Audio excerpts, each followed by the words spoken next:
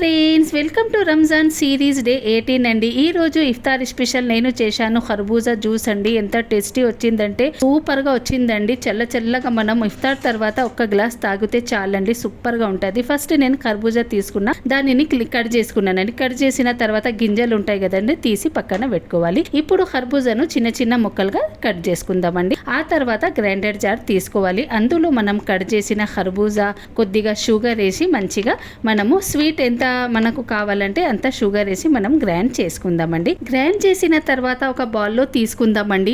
ఒక విషయం చెప్తాను, నాకు చిన్నప్పటి ఇష్టం అండి కర్బూజా జ్యూస్ అంటే. నాకు ఎంత ఇష్టమో, ఎంత సూపర్గా ఉంటుంది. ఎవరెవరికి ఈ జ్యూస్ అంటే ఇష్టం అండి?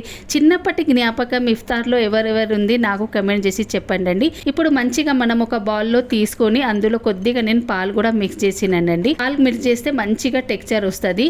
ఒక గ్లాస్ తీసుకొని అందులో మనము జ్యూస్ రెడీ చేసినాం కదండి, ఒక గ్లాస్ లో వేసుకోవాలి. వేసిన తర్వాత పై నుంచి గార్నిష్ చేద్దామండి. నేను ఇక్కడ తీసుకున్న కొద్దిగా మలై అయిన్ కలాకండ్ అండి వేసి చల్లగా తాగండి ఫ్రెండ్స్. ఎంత టేస్టీ మన జ్యూస్ రెడీ. మీరు కూడా ట్రై చేయండి. Bye bye.